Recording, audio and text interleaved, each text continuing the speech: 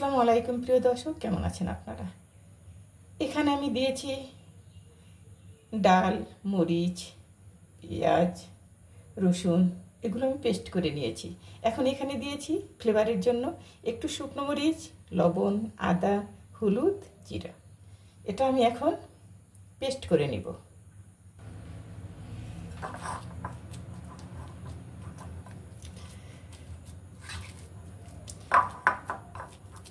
একটু শক্ত শক্তই রাখতে হবে,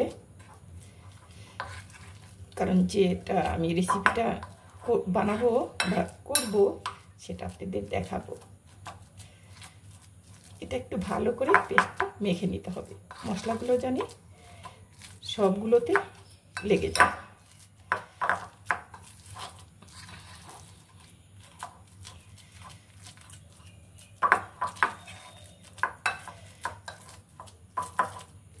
এখানে ডাল দিয়েছি, যে কোনো ডাল দেওয়া যায়। আমি এখানে খেসারির ডাল দিয়েছি, আপনারা মুসুরির ডাল, মুগের ডাল যেটাই পারেন দিতে পারেন।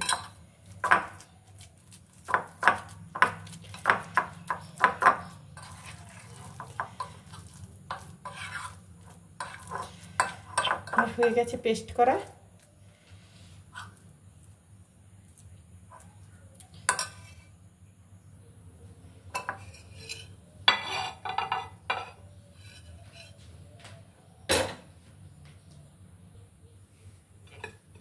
বোটাগুলো আমি এখানে মাঝখানে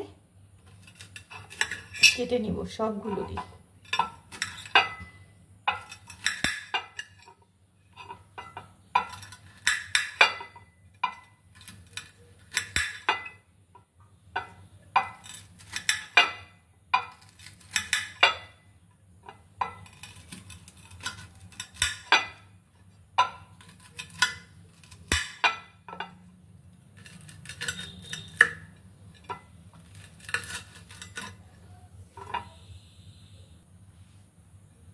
এখানে মাঝখানে আমি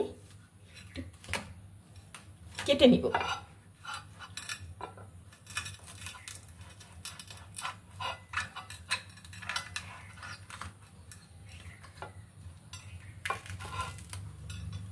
বিচিগুলো আমি ফেলে দিব।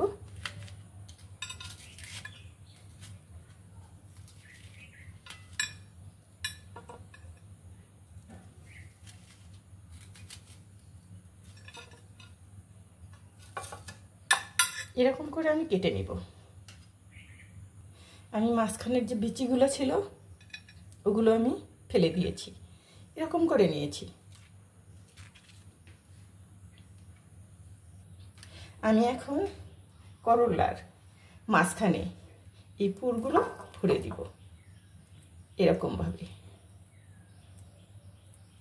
খালি যেন না থাকে, ভরে যেন উঠে, এরকমভাবে আমি ভরে নিব।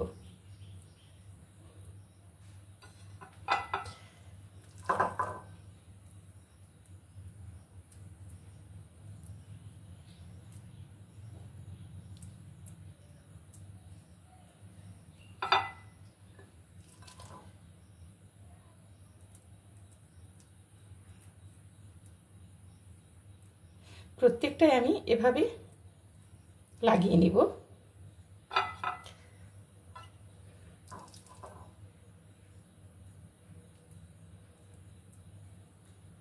করলা সবাই খেতে যাবে, এভাবে করলে সবাই খেতে যাবে, ইচ্ছা করবে খেতে, কারণ এটা অনেক টেস্ট, অনেক ভালো লাগে খেতে।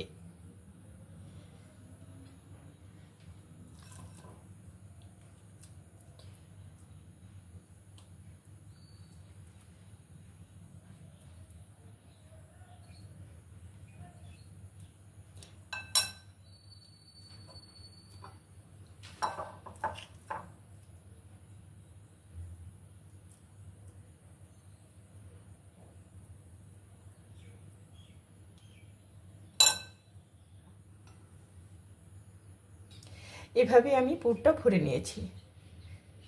চলুন চুলায় যাই। ফ্রাই প্যানটা বসিয়ে দিয়েছি, চুলোটা অন করে দিয়েছি। এখন আমি এখানে তেল দিয়ে দিব।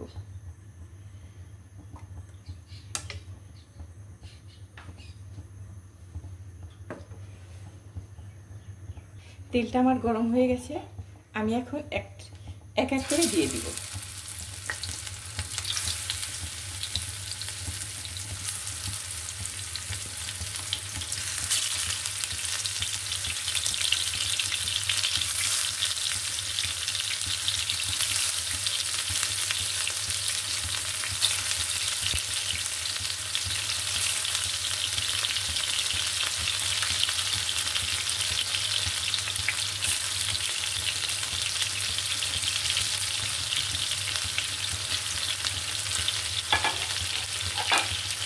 চুলার আঁচটা কমিয়ে দিতে হবে, যেন আস্তে আস্তে হয়, তাহলে পুড়ে যাবে।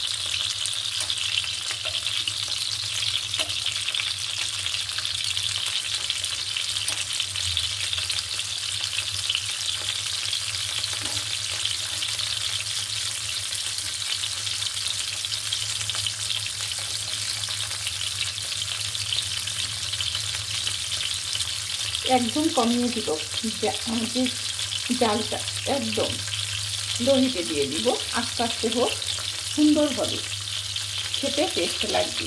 পুড়ে গেলে তো ভালো লাগবে না। প্রত্যেকটা রেসিপি আমরা যে বানাই অনেক কষ্ট করে, সময় হাতে নিয়ে, তারপরে ইচ্ছে করলে হয়ে গেল।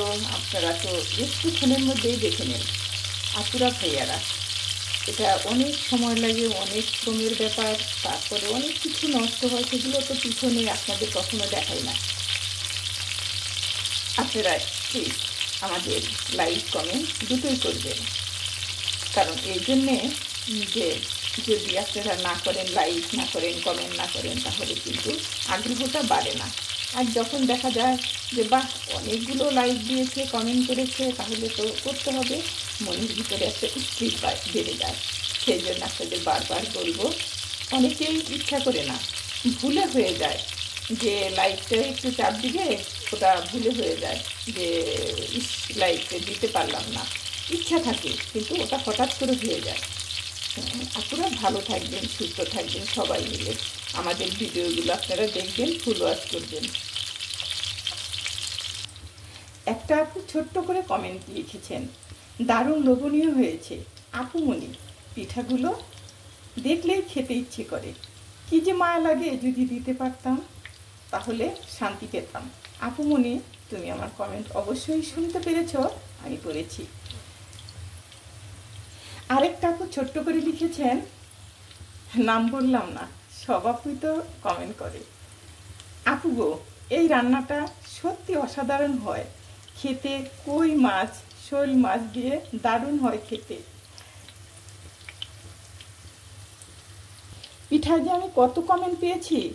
আরেকটা আপু লিখেছেন, আপু জানেন এই পিঠাটা আমার অনেক বেশি ভালো লাগে, মায়ের হাতের এই পিঠাটা অনেক খাইতে ইচ্ছে করে।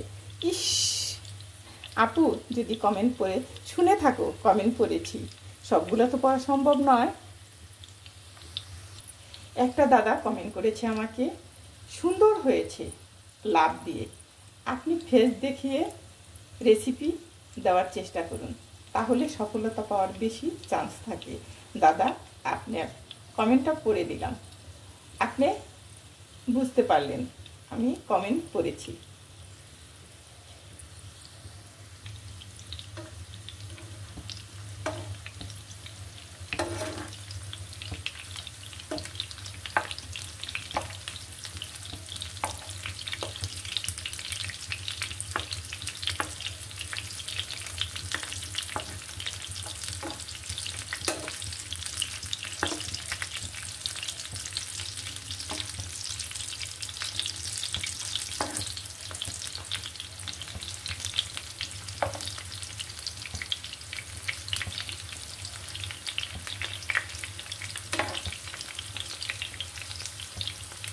আমি গিয়েছিলাম এক দিদির বাসায়, সেখানে এটা আমি খেয়েছি। খেয়ে আমি উপলব্ধি করেছি যে আমি বানাবো। খেতে দারুণ লাগে। এটা কিন্তু বাচ্চারা অনেক পছন্দ করবে। করলা তো অনেকেই পছন্দ করে না, আবার অনেকেই খুবই পছন্দ করে। তিতাটা এটা এটা এরকম তিতা, মিষ্টি তিতা। করলা কিন্তু ভাজি বলেন, মাছ দিয়ে রান্না বলেন, সেটা কিন্তু অনেক একটা মজার খাবার। আমার কাছে সবসময় করলা বেশি ভালো লাগে। করলার তেতোটা অন্যরকম। আরেকটা আপু লিখেছেন, অনেক সুন্দর নরম হয়েছে, দেখে বোঝা যাচ্ছে অনেক সুন্দর হয়েছে দিদি ভাই, অসাধারণ। এই আপুটা আমাকে অনেক ভালোবাসে, অনেক লাইক করে। এত এত কমেন্ট আছে, এতগুলো তো পড়া সম্ভব নয়। আবার পরবর্তীতে আপনাদের পড়ে শোনাবো। ভালো থাকবেন। আজকের মতো আমি তো ভাজাটা প্রায় আমার শেষ হয়ে গেছে বানানো, তবে আপনাদের কমেন্ট আপনারা ইচ্ছা মতো করবেন, আমি করে শোনাবো। এখন থেকে আপনাদের নামটাও আমি করে শোনাবো, কারণ অনেক আপুরা এত আপন করে নিয়েছে আমাকে যে আমি যেন তার সত্যি এত কাছে মনে হয় সামনাসামনি কথা বলছি, এভাবে কথা বলি।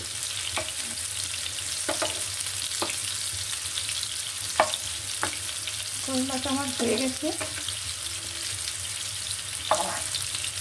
ভাজাটা। এটা যে কোনোভাবে আপনারা খেতে পারবেন, খুবই ভালো লাগবে। ভালো থাকবেন, সুস্থ থাকবেন। আজকের মতো এখানেই বিদায়। আল্লাহ হাফেজ।